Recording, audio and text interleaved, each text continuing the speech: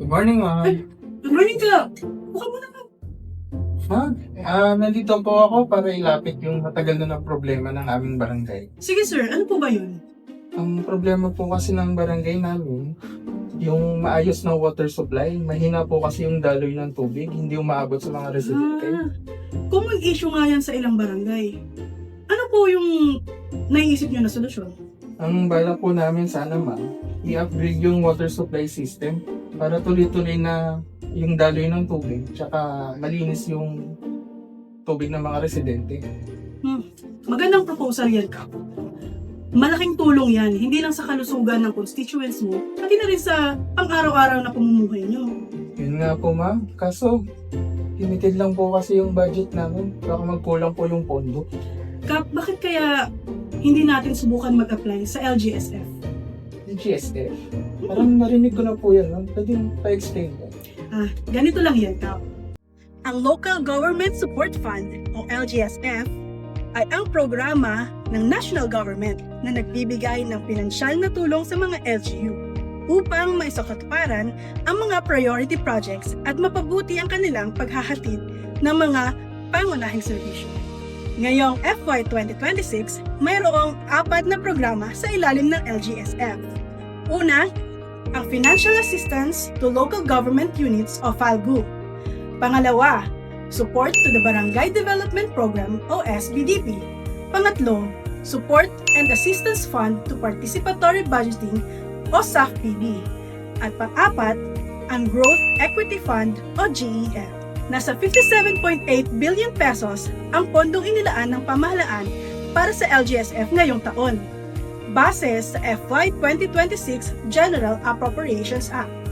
Tara na at alamin ang mga ito.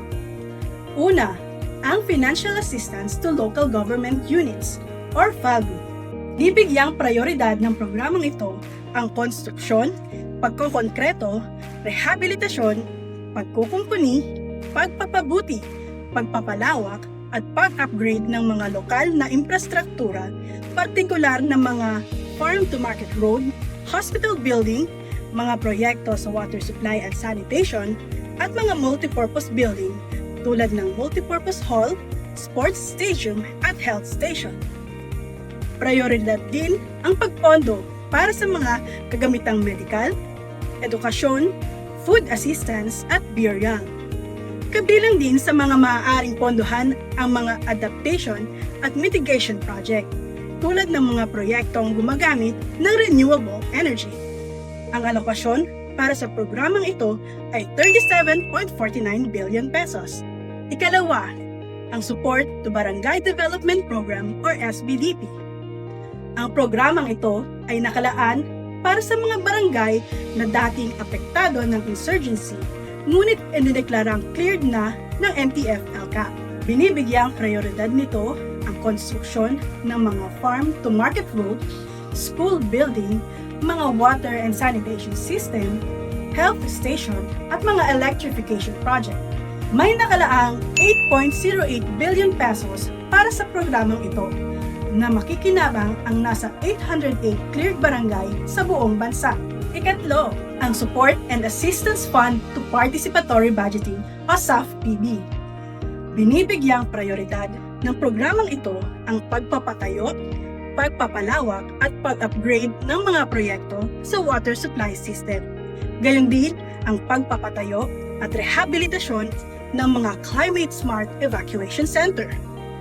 Nakalaan ito para sa mga munisipalidad na nakatutugon sa mga pamantayang itinagda sa FY 2026 GAA na makikita rin ninyo sa inyong screen. Ang alokasyon para sa programang ito ay 1 billion pesos.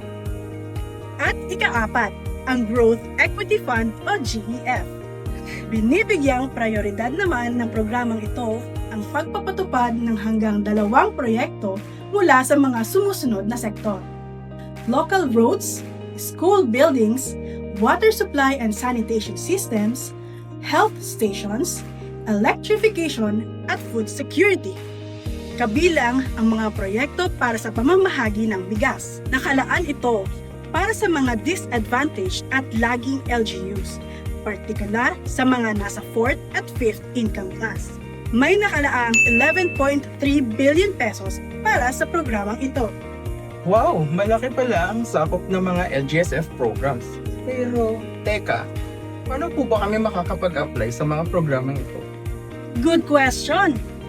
Para sa mga interested na LGUs, madali lang ang proseso. Una, kailangan muna matukoy ng LGU kung ano ang kanilang priority project base sa kanilang Local Development Investment Plan at Annual Investment Program. Mula dito, kailangang ma-accomplish ng LGU ang project proposal form na may project description, beneficiaries, technical design, kung ito ay infra project, implementation plan, at detailed budget. So kung ready na ang proposal namin, paano namin mapapadala yung aming request? Nagkakaiba ang mga proseso kung paano magsusumite ang mga LGUs ng kanilang proposal. Depende sa LGSF programs na pasok ang kanilang priority projects.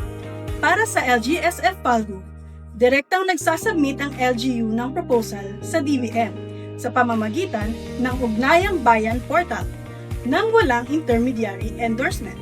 Sa LGSF SAP-PB, ang proposal ay nagmumula sa participatory budgeting ng komunidad at ipinapasa sa DBM sa pamamagitan ng endorsement ng DILG. Sa LGSF-GEF, ang LGU ay naghahanda ng proposal, ngunit dumaraan muna ito sa validation at endorsement bago isubmit sa DBM. At sa LGSF-SBDP naman, ang proyekto ay nagmumula sa barangay, sinusuri ng technical teams at iniendorso ng mga ahensya tulad ng NTF-ELCAC bago isumite sa DBM. Para sa mga LGUs na nais magpasa ng kanilang mga proposal, pumunta lamang sa apps.dbm.gov.ph at sundin ang mga steps sa website. Ayos! Malaking tulong ito para sa mga LGUs na gusto din mag-request ng financial assistance at mag-submit ng proposal para sa kanilang priority projects. O diba? Now you know, mga impormasyong dapat nyo mabatid sa inyo ay ihahatid. Ito ang Now You Know! Local Infra Gov Edition. Hatid ng OPDS. Building communities, paving the future.